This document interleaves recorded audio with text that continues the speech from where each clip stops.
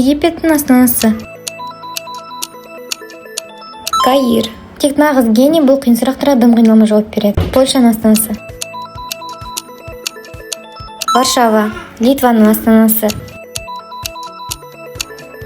Вильнюс. Бастапқы үш астаналар сен үшін тым оңай болса, комментарий Исмаил Сакет. Орташа деген Норвегия астанасы. Осло. Ирландия астанасы. Дублин. Финляндия астанасы.